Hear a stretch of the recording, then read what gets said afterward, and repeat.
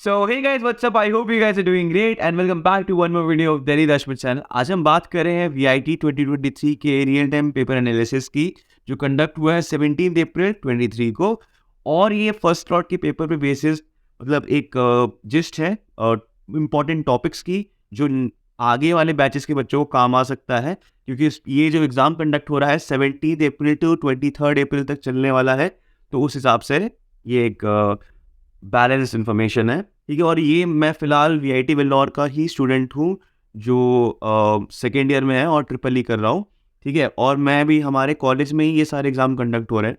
तो मतलब जो बच्चे आए हुए हैं उनसे मैंने खुद पूछा है, तो उन्होंने कुछ स्पेसिफिक टॉपिक्स बताए हैं जो बहुत इंपॉर्टेंट है। वो कह रहे हैं कि इन पे फोकस क्वेश्चंस आए, मतलब फोर्स्ड क्वेश्चंस इनसे आए। तो मैं एक बार आपको हिंट देता हूँ इनका और एक प्रॉपर देखो वीडियो, ठीक है। सो पहले बात करते हैं अपने केमिस्ट्री से। केमिस्ट्री में ऑर्गेनिक और फिजिकल पे हाई इनका फोकस रहा है। फिनॉल ईथर अल्कोहल से क्वेश्चंस आए हैं बहुत अमाउंट में, P ब्लॉक S ब्लॉक, ठीक है।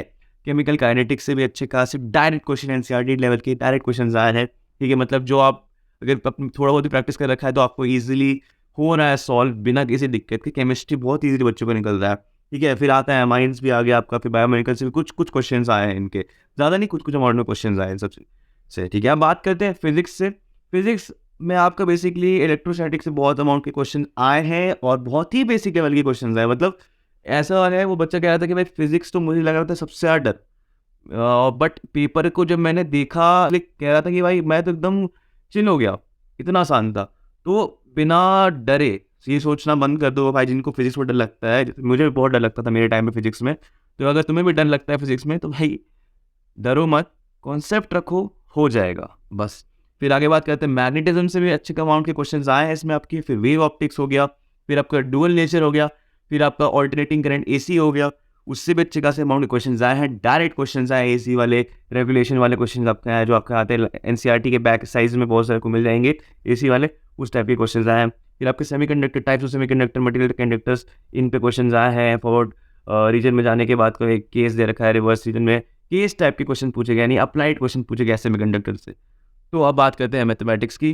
तो मैथमेटिक्स में आपका बेसिकली आया है इंटीग्रल से बहुत बहुत ज़्यादा अमाउंट। मैंने मतलब अगर मैथमेटिक्स में 35 क्वेश्चन है तो आप मान के लो कि इसमें से 25 to 30% तो आपका इंटीग्रल ही है। फिर आपका कंटिन्यूटी एंड डिफरेंशियलिटी से भी क्वेश्चन बहुत ज़्यादा अमाउंट में आया है, ठीक है। फिर वेक्टर हो गया, फिर आपका RF हो गया, रिलेशन एंड फंक्शन से आया है अच्छे खासे अमाउंट के क्वेश्चन, ठीक है। सेट आपका बना के प्रॉपर एक फंक्शन निकालने का जो क्वेश्चन होता है, जो टाइप होता है आपका, वो आया है, ठीक है। और LP भी मैंने इस बार देखा कि भाई हमारे स्लॉट में तो उतना नहीं था, मतलब जब मैंने दिया था 2021 में, बट इस बार एक जो मैंने अलग सुना है RF एंड LP, तो हो सकता है कि ये एक फोर्स्ड स्ट्रैटेजी हो इनकी मैथमेटिक्स के पेपर के लिए।